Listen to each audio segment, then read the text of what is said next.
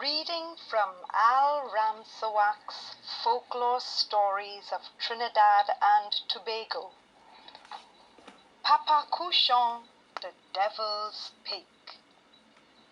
Truckloads of dried cocoa beans were hauled from the estates of Kaiwal to the Marley's Cocoa Depot in Quanapo, Sangre Grande. That was in the early 1930s. When Kaiwal was an estate of village barracks, cocoa drying houses, humble wooden houses, and thatched huts. Wherever there was no cocoa and coffee trees, there was a backdrop of lush tropical forests.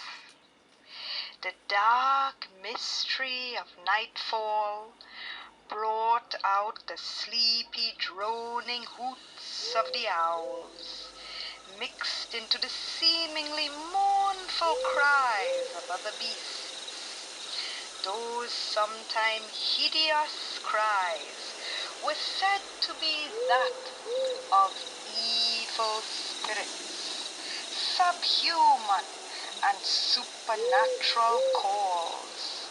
Only the daring or the drunk would chance to walk along the deserted roads at night. It was a dim, moonlit night, just past 7 o'clock, when Mr. Quashi left the Apollo Cinema in Sangre Grande to cycle alone to his barrack home in Kaiwal village, a short distance away. He stopped to light the old kerosene headlamp of his bicycle. He adjusted the wick and had hopped on the saddle to continue along the North Oropouche Road when he got a sense that someone was following him.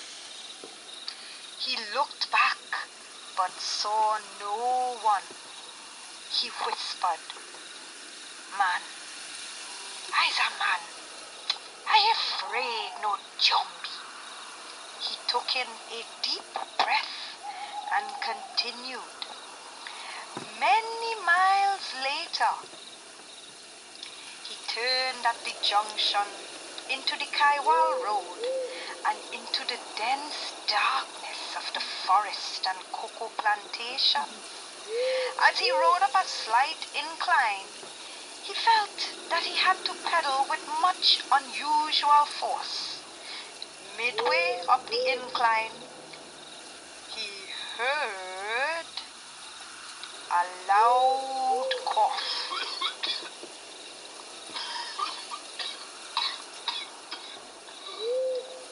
Which increased in rhythm to reach a point of vomiting. Mr. Quashi's paws rose, and suddenly he felt a jolt on the bicycle, such as if someone had hopped off the hind carrier, followed by a deep masculine voice. "Thanks, Mr. Quashi, for the ride. I reach home."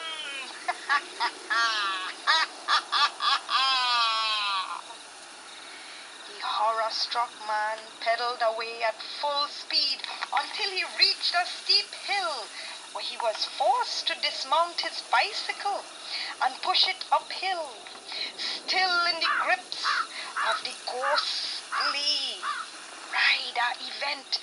Mr. Quashi was aroused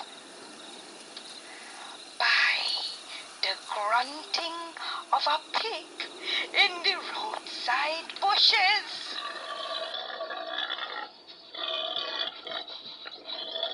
He strained his eyes in search of the animal, which was not to be seen. The grunting sounds followed him up the hill. On reaching the top of the hill, he hopped on the saddle and sped down the opposite slope. The grunting sounds continued to follow him as he rode along with increasing speed. All the while, there was no pig to be seen. The grunts deepened and increased in volume. When the man looked back, he discerned a black pig scurrying after him, and following that pig was a trail of piglets in lively chase. Several curves later, the animals were still in hot pursuit of the sweating man. With a second look, it was terrifying to observe that with each added step, the lead pig increased in size as they approached. Suddenly, the headlamp dimmed and finally went out. The frightened man was forced to dismount his bicycle and to face the inevitable encounter. He stood petrified, looking at the approach of the animals and the mysterious growth in the size of the lead pig, which was by then as big as a cow.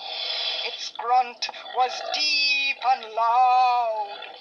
The eyes grew fiery with a glow as it stared at the defenseless man, who shouted, "Oh God, what the hell is this here tonight, my God?"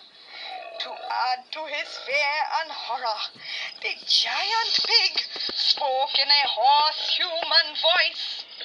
"You see me? Watch me good.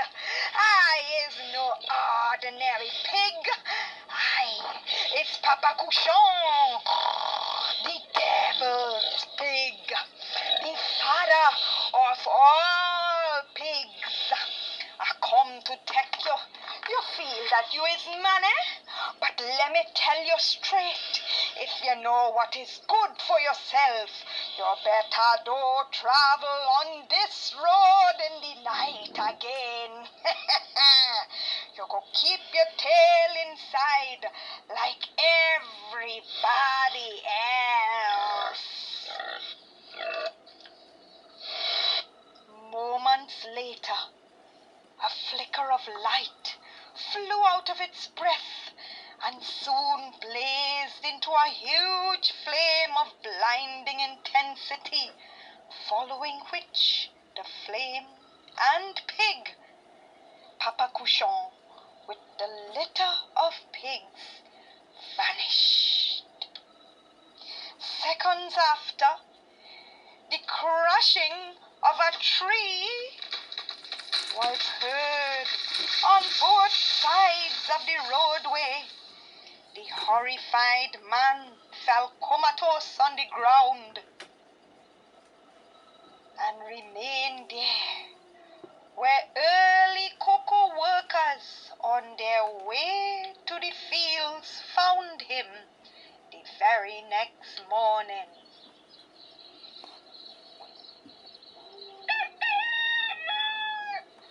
Hurriedly, they took him to the village Obiaman, where a curious crowd converged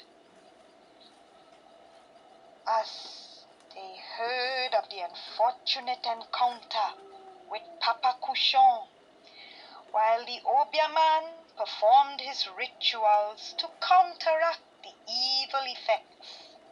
After that terrifying encounter with Papa Cuchon, Mr. Kwashi avoided night travel along that Kaiwal road after